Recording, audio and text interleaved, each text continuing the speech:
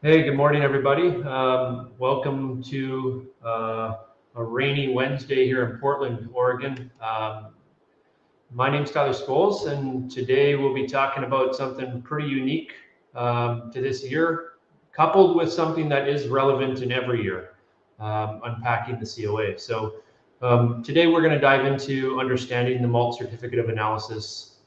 And specifically, we're going to hone in on this year. So it might not be your typical malt COA presentation. There's going to be a lot of reference to old crop versus new crop, but it's going to be eventful. It's going to be informative, and I hope you walk away with something really, really great that will improve your processes at the breweries. So without further ado, we'll jump right into it. As you already know, I'm Tyler. I've got an Applied Biomolecular Sciences degree out of Lakehead University, Thunder Bay, Ontario, Canada. And I also carry my Malting Diploma as well through the Maltsters Association of Great Britain. 15 years global malting experience. It keeps going up. You must be doing something right. And I've worked for Canada Malting, Bairds Malt, Great Western, Country Malt Group, and all of the above. And I'm an avid home brewer as well. So in today's agenda, I think the goal is to kind of break out 2020 crop versus 2021 crop. What does it look like for the farmer? What does it look like for the governing bodies in the barley world, whether it be CMBTC in Canada or AMBA in the US?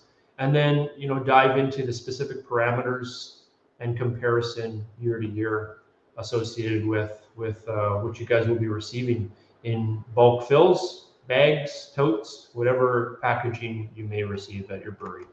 And then we're going to go into something a little bit different that is off the cuff and not focus so much on the COA as far as just numbers are concerned, but maybe some targeted adjustments and aids that may help you cope with this year, because we're going to talk about this crop and mitigating some of the risk involved with the crop changeover and specific parameters that may influence what you do. So when we dig into the crop, it's been an interesting year to say the least. This is a picture of Canada and the US, the North American barley crop for 2021. And you can see a lot of red. There's an awful lot of red. The Canadian Drought Monitor on the left side shows you that most of the growing regions in Alberta, Saskatchewan, and Manitoba were hit with either moderate, severe, extreme, or exceptional drought. Exceptional being the dark brown. And then on the right side of the screen, you'll see that the PDSI index, the Palmer Severe Drought Index, is showing quite a bit of red as well.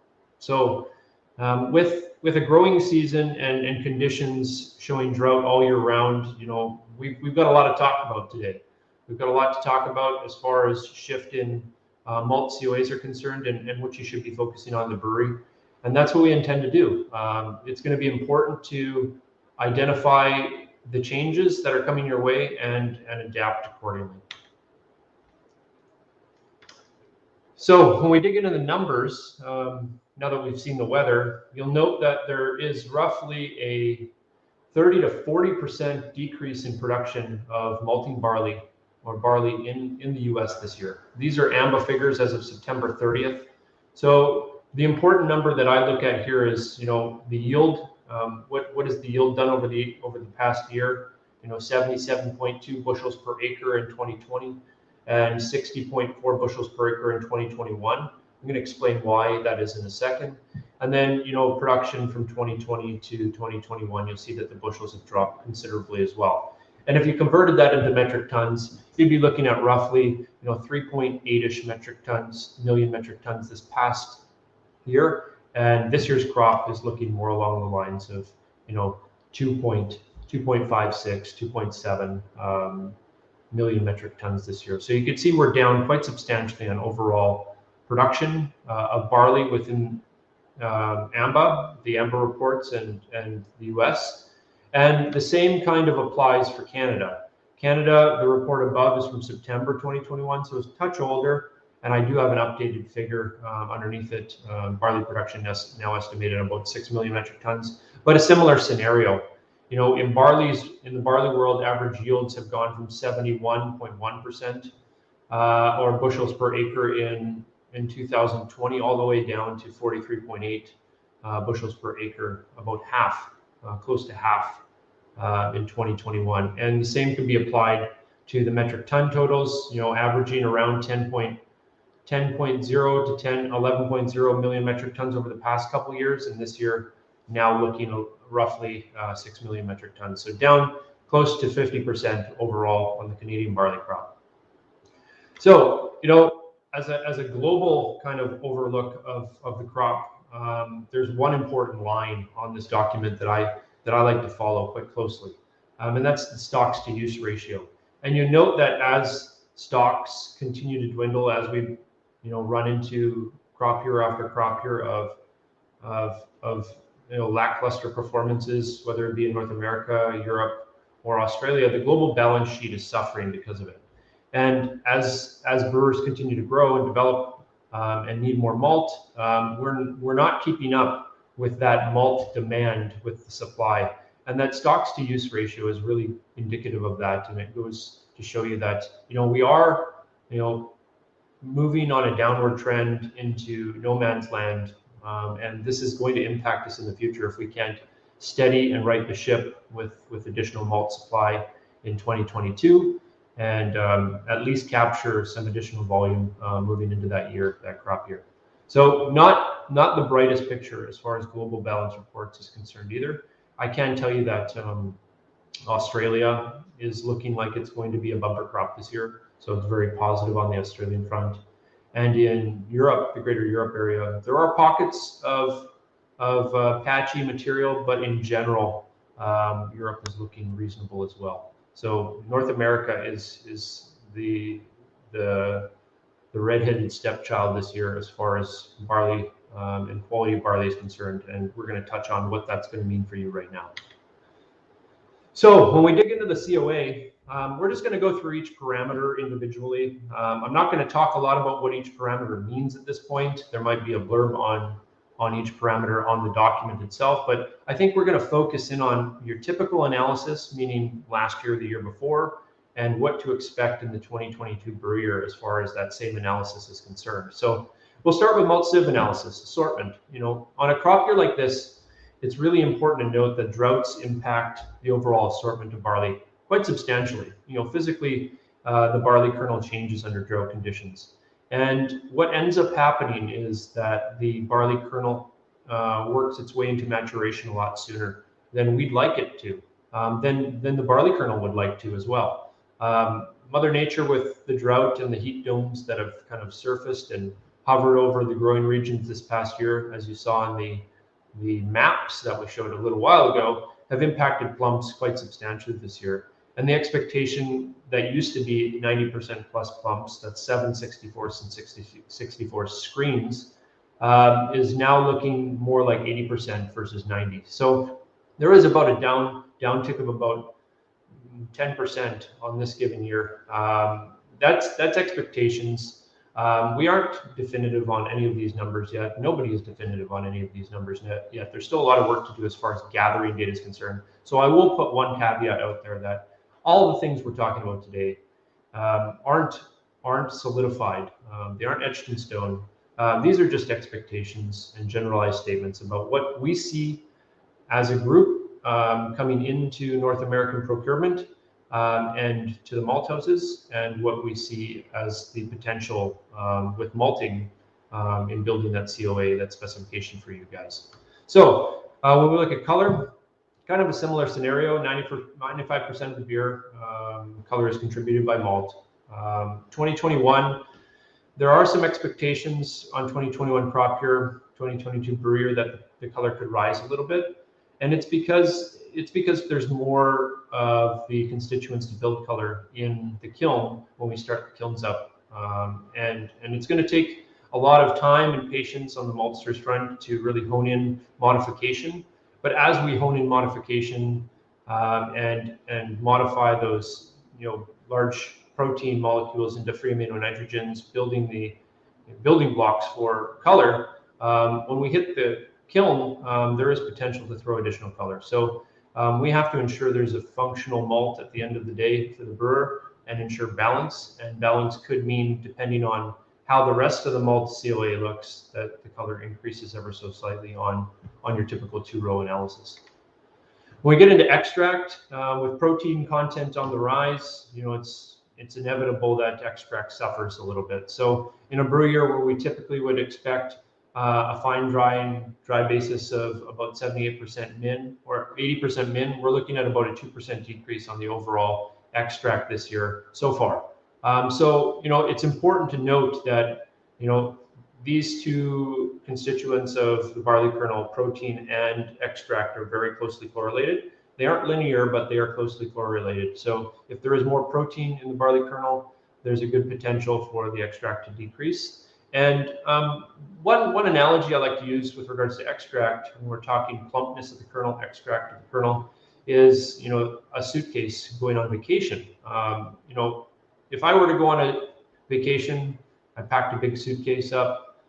This year would be like filling the suitcase with only a couple pairs of socks and maybe a t-shirt and a pair of shorts for 2 months of wandering around Europe. So, the package was there. The barley kernel had grown, the roots were down, the photosynthesis stage occurred, the seeds were developed and on the kernel, and the last stage of that development of the barley in the fields is the filling of the endosperm, that energy reserve, that starch package that will allow the kernel to grow next year, give the energy it needs to grow out of the fields next year.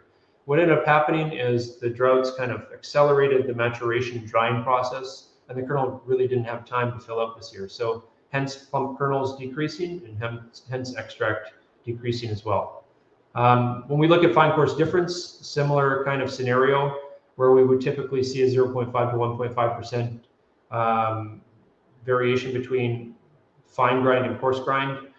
This year we're upping that. There's potential in North America to up that to 2, which means there may be potentially undermodified kernels, glassy portions of the kernel that you might not expect in a typical crop year. From a protein standpoint, this is the highest impact of a drought. Protein content always rises with drought, and this year is no different than any other year where this has occurred. I will say that this year was exceptional drought. There was a lot, and it was widespread. It was across all 3 growing regions in North America, in Canada, and a number of growing regions, all of the growing regions in the US as well. Typical analysis on protein on a given year, acceptance rates, 12.5 max to the brewery is typical as a guide rail on a typical year. And this year we're adding 1.5 to 2.0% on overall total protein expected to be delivered into the brewery. So 14.5 max, which is a considerable uptick. Mother Nature has dished us what the cards that we have on the table. So Maltsters are going to have to work really hard to maximize the effectiveness of their practices and maximize the COA best suited for the brewer. However, it's to be determined where that ends up, and we're still kind of in final assessment mode as to where those numbers lie. S/T ratio, very similarly, will be on a rise. Higher protein content means maltsters have to drive at it a little bit harder and drive more modification for the short term. We could see S/T ratios balance out over time once we get a feel for where the malt is, how it's malting, how it's performing in the brew house. We might be able to ease off on modification ever so slightly if we're not throwing too much beta-glucan. But in general, you can see that a lower S/T is going to reduce color formation. It's going to have lower levels and adequate levels of foam proteins. It's going to provide a slower wort separation and a full-bodied beer. On the higher side, thinner beer, less mouthfeel, greater free amino nitrogen is quite common. S/T ratio drives fan, modification drives fan, so that content is going to increase over the course of the next couple months as we start to include new crop in the blend. When we look at diastatic enzymes, it's a similar scenario again. Nitrogen constituent of the blend, diastatic enzymes are built from protein. So alpha amylase and diastatic power are considered and most likely going to be rising this year. Where we might see alpha amylase of 50, which is more than enough to break down starch into simple sugars. We're looking more like 75 this year as the upper end of the spectrum. And the same thing goes for DP. Diastatic power, 120 degrees Lintner will provide enough DP to process the mash on a typical year, but in this year, we're expecting to see numbers closer to 150. So it is really important to note that all protein constituents are on the rise this year. It's inevitable that this is coming to the brew house closest to you, your brew house. Crop transition is starting to occur very, very soon for a lot of Maltsters. I would be sure of that, and it's going to be important to stay on top of it. When we look at the next category for aminonitrogen, again, a nitrogen-based constituent.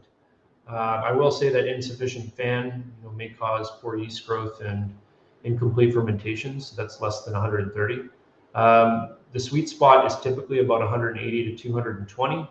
That's typical analysis. But this year, expectation is that FAN content on the upper hand could rise with the protein modification and overall modification that Maltsters are going to have to push through the malt house in order to get everything else in line and a balanced COA across the board to the brewer. So if you're looking at a high of 220 this year, well, that 250 is not unreasonable to think about when it comes to what could be entering your brew house. If we get into the 150 or 250 range, there are some things excess FAN can contribute to. Yeast interactions and negative flavor compound creation, oxidative kind of characteristics of beer and packaged product. FAN can contribute to accelerated oxidation. It can also feed other organisms, and when there's this much FAN, you better be sure that sanitation practices are in check to make sure that you guys aren't getting contamination in your brew house where you might not in other years. And as previously mentioned, higher color generation can come from FAN as well. When we get into malt moisture, in order to control that higher color generation, we may need to ease off on kilning ever so slightly. And that could mean that the expectations for malt moisture delivered to brewery is increased. So where we would typically see a 4.0 moisture or 4.5 moisture, well, that might not be the case this year. We might have to slow down the kilning process, hit it with a little bit less heat in order to control that color. And that would in turn give you a moisture content that could surpass 4.5 into the 5 range. With higher moisture, there's a rapid decline in quality. So, when we talk about the overall COA and not the guidelines that Maltsters are going to have to follow this year, you can see that high moisture content greater than 9%. There's a rapid decline in quality during storage. It attracts insects and pests, and it's not a good scenario to be in. Higher moisture also means lower extract.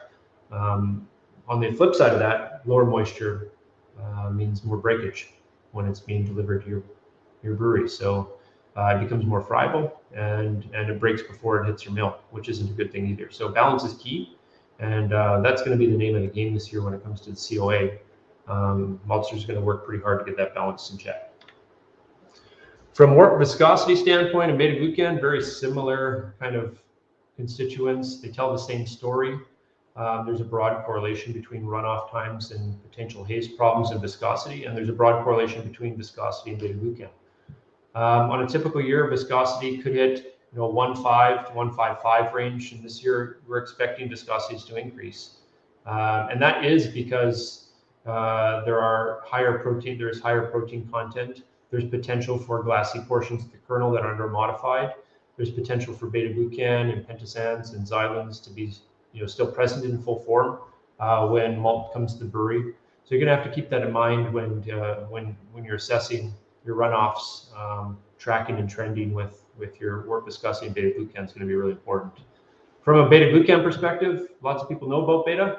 Beta-glucan is one of the last things to modify, break down in the malting process. It takes time. On a typical year, we'd expect less than 140. And to give you an example, last year, for the most part, Maltsters were achieving anything below 120. I can tell you from our experience, we were seeing numbers even lower than that. Sub 100 was common to see on the malt blend last year. This year, it's going to be a little bit different. Maltsters are going to have to work with some more difficult material. that has not only been hit by drought, but also been hit by, you know, pre-germ. Water at harvest has created some pre-germ nuances within the barley coming to the malt house as well. So, you know, combine pre-germ anywhere from 5 to 15%, and protein content anywhere from, you know, 11.5 to 14.5%, and we're looking like a really challenging crop, one that we haven't seen for decades. Friability. Friability is the last on the list before we kind of dig into the rest of the presentation, which gets really, I would think, captivating for the audience. Friability is going to be really important this year. Tells a maltster and brewer a lot about the extent of malt modification. On a typical year, we could expect to see, you know, anywhere above 80% friable. Last year, averaging about 84, with a homogeneity, which is very important extract or friability as well, of greater than 96. This year, you know, some lower expectations.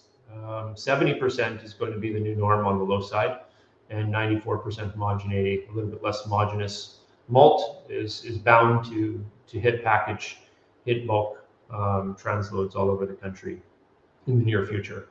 I will say that under modified malt can be a bad thing. Friability ranging, you know, 70 and above is not the worst case scenario. You know, we've been through years where 70% friable malt has made its way to breweries all over the country, and breweries have accepted and actually accelerated some of their processes with some lower friable malts. That said, you know, the sweet spot being around 80% will be target. However, we need to open up the spec a little bit more and ensure that you're capturing, you know, that 70% could be the malt delivered to your brewery. So now when we look at the overall spec itself, this is kind of a capture of the whole spec. You can see that in general, and this is where I say in general, because I'm saying whatever malt you are being provided right now from whatever vendor, whatever maltster that you're working with, based on what we've seen to date as far as barley quality is concerned, we're anticipating the following kind of shift change on an average 2-row malt spec within North America. 0.5% moisture content max, extract decreased by 2%, fine coarse grind difference up about 0.5% on max, wort color potential increasing by 0.15 A's to C.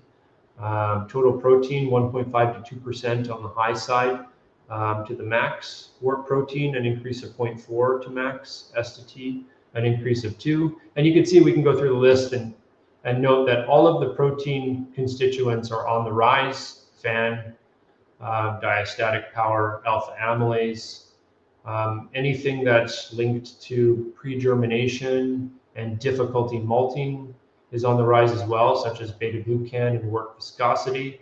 And then anything linked to friable malt and modification and overall extract is on the downtick. So friability and sizing down about 10% this year. So while it's a little bit of doom and gloom of a message when it comes to quality, I will tell you that, you know, maltsters are doing everything they can to maximize what we get out of the barley this year. The crop itself is going to be difficult. It already has shown its teeth a couple of times as far as early indication of malting is concerned. And it's going to be up to us and the brewers to kind of stay in full comms through this process of inclusion and transition, and then later through the year with assessment on how it's performing in the brew house. So that kind of recaps where the crop is headed, some of the impact of the drought and pre-germ that we're expecting this year. So the next part of the presentation is focused on what we can do, what you guys can do as brewers to alleviate some of the pains that could come with this year's crop. So I've bucketed it into 3 categories: the carbohydrate targeted adjustments, protein targeted adjustments and enzyme targeted adjustments. And while these are, again, generalized statements and they have to be applied to each brewery individually with different equipment, different processes, different SOPs, different brewers, they will help. Some of these may help you, some of them may not.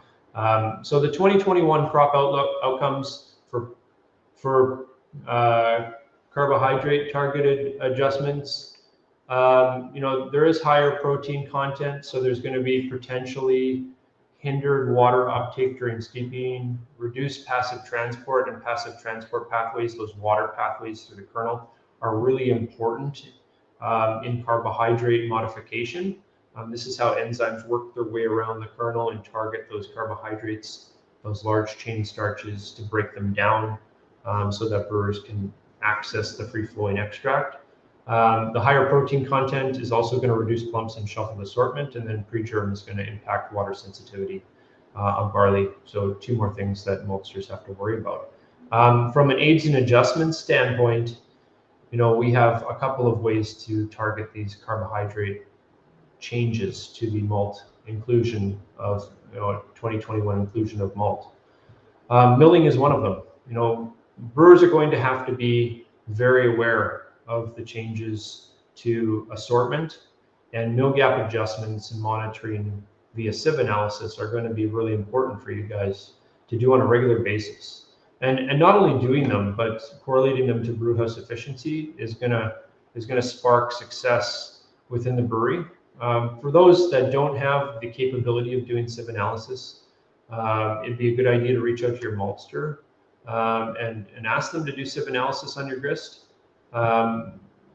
Grinding too coarse, you lose the capability of extracting some of that free-flowing sugar. Grinding too fine and create flour, dough balls, channeling, and reduce overall flow within your mash and lauter, thereby reducing efficiency as well. So milling is going to be important this year. From a mash optimization standpoint, the use of enzymes could come in handy. And I say that because, at this point in time, the pre-germ has not thrown too many curveballs at the maltsters. However, as we get into more of the crop coming from Canada and the US, there is potential for that beta-glucan level to rise and those large starch molecules, cell wall molecules to stay intact. And that means there may be the need to use thermally stable beta-glucanase or xylonases or cocktails of some kind of enzymes to break down and provide that efficiency uptick that you would like to see beyond what the malt can provide. Another thing that you can do to optimize mash is the continue the use of rice hulls or start using rice hulls to improve mash lauter runoffs. Finally, if you're not doing it already, use mash out temperatures. Increase your temperatures to 168, 172, and make sure you're decreasing that work viscosity before you start running off through your chiller into your fermenters. So on a protein front, it's a little bit of the same story. So elevated protein, we've already talked about being up 1.5 to 2.0% versus the 2020 crop. Elevated S&T ratio up to 2%. Results of higher modification and the need for higher modification. An elevated fan increase of up to 30 ppm or milligrams per liter. More protein content to start with, more to modify and break down, hence why we've got to drive that bus forward. So aids and adjustments for protein, which is going to be the largest change that you guys you'll see this year. We'll kind of commence in the following order: hot and cold side findings, mash optimization, fermentation, conditioning, and nitrogen dilutants. So when we start with hot and cold side findings, where you are using carrageenan, Irish moss, kick tablets, world flock, all examples of some form of carrageenan, you're going to want to optimize your ratios of carrageenan to the new protein spec. So that means going through the process of figuring out what is best to be added to compensate for the increase in protein. And if you do that at the beginning of the year, once we're in new crop inclusion, it will help with overall protein dropout and reduce the overall protein that gets driven into your fermentation vessels and beyond into packaging. From a mash optimization standpoint, a potential protein rest could work if you're capable of doing it, 122 to 128 Fahrenheit. This, however, will increase fan content. So if you're sensitive to fan and you're worried about some of the flavor compounds that fan could create, and or some of the oxidization characteristics that fan contributes to, then you may not want to do a protein rest. But protein rest will help if your fan is in check and within reasonable levels for your recipes. Then you could do a protein rest to help with overall mash optimization. From a fermentation standpoint, haze protein scrubbing with aids will be really important this year. I mentioned Brewers ClearX because it's one of very few that I know, and many brewers have had great success with ClearX as far as protein scrubbing is concerned, in fermentation, post fermentation. So this is a potential risk mitigator for you. When we get into conditioning, silica dioxide or Kiesel additions for additional clarification, examples Nalco 1072, Biofine. If you weren't concerned with the vegetarian characteristic of products, then you could go down the path of using isinglass or something along those lines for conditioning. But there are options out there as far as conditioning is concerned, and they will help with this year's crop. Nitrogen dilutants would be the other one. You're starting with a North American crop that has higher protein content, and as mentioned, Europe had a pretty good crop this year. So increasing the inclusion of EU malts within your brew, EU malts typically holding a protein content of less than 10%, could help balance out your recipe a little bit more. It will be more expensive. Import malts are pricier. They are more difficult to obtain.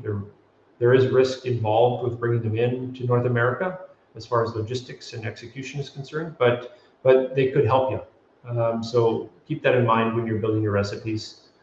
Adjuncts, dextrose, sucrose, extracts, LME, DME, all capable of reducing nitrogen or helping with reduced extract without adding additional volume to your mash tun. So if you're pinched for space within your mash tun and you're pushing the limits of your equipment already and you're not hitting your target starting gravities you're after, then there could be opportunity to use adjuncts to build that gravity back up without adding additional volume and stressing your equipment out. When we go into enzyme targeted adjustments, I separated this because it is slightly different than protein. It is a building block. It is built by protein. Enzymes are built by protein. However, they are different.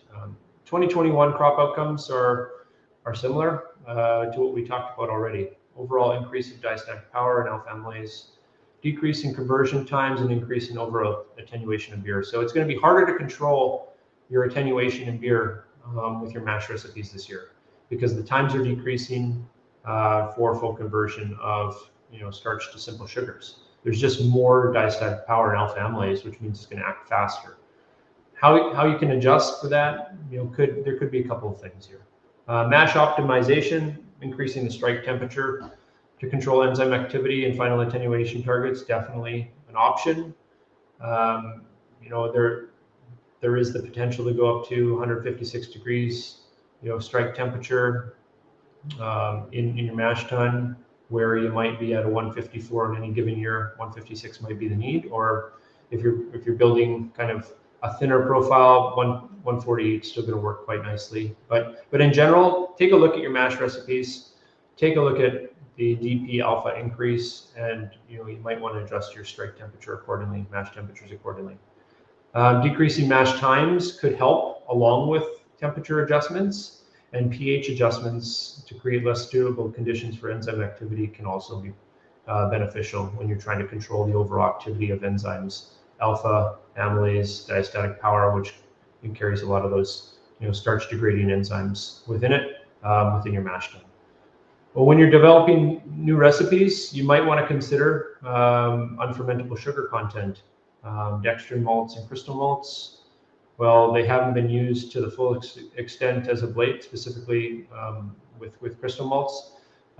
They do have and do contain unfermentable sugars. So in the event you don't want something to ferment out to alcohol and you want some more body and maybe a subtle sweetness to your beer, well, dextrin malts and crystal malts can provide that and control it definitively without any guessing at all, because you know that the packages that they provide are 100% unfermentable. That could be an option for recipe development in the future. So, a lot to chew on, a lot to take in. The COA itself is changing pretty substantially this year.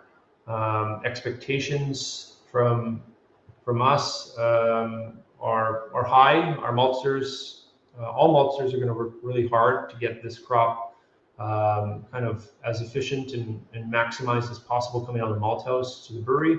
But Mother Nature dished us a pretty interesting deck of cards this year, and we're going to have to cope with some of those changes. Even if Maltsters are maximizing their capabilities, there's still going to be some pretty significant upticks in protein and potential specification changes that you guys are going to see. So in summary, I just put a couple notes on here. They're simplified. They are very generalized. Brewers are creatures of habit. You guys find really great recipes, and some recipes and processes don't change for years. So I will say that if you don't have this as a habit yet, it'd be really worthwhile for you to get on it. Tracking and trending data, comparing your COA to your overall results within your brewery it's going to be very important this year. And it's very surprising how many brewers still don't do this. In a typical crop year, you may get away with it, but this year is an anomaly. And I say it could be the new norm because we don't know what's going to come in the future. So it's best get ahead of the curve now and start tracking and trending data and correlating that to your overall results within your brewery ASAP. A scientific approach is always, it's very important to change. Introduction of single variables, changing them one at a time and assessing as you go is going to be vital to figuring out what ticks and what doesn't tick within your brewery. So take a scientific approach to change. Don't knee-jerk, because you won't know what you've changed and how it's correlated to the results unless you do it one by one. I will say making friends with brewers that have access to more substantial laboratory analysis could help this year.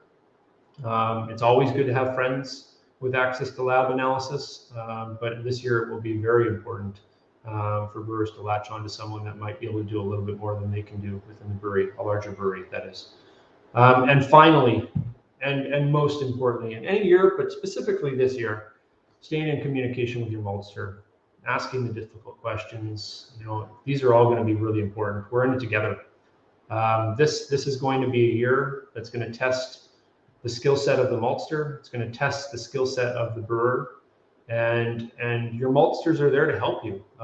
We're here to support, to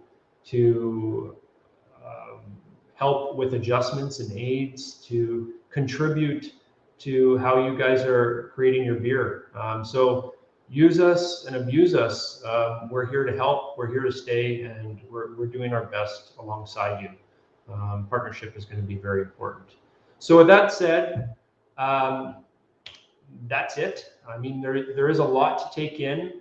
This presentation will be available as it is always. Really appreciate the opportunity that Craft Beer Professionals has provided to give you guys an update on where we're at with the crop, what some generalized expectations are for the COA delivered to brewery this year, and appreciate and look forward to communicating with anybody and everybody on questions you may have regarding this crop. So with that said, that does it. Thank you very much.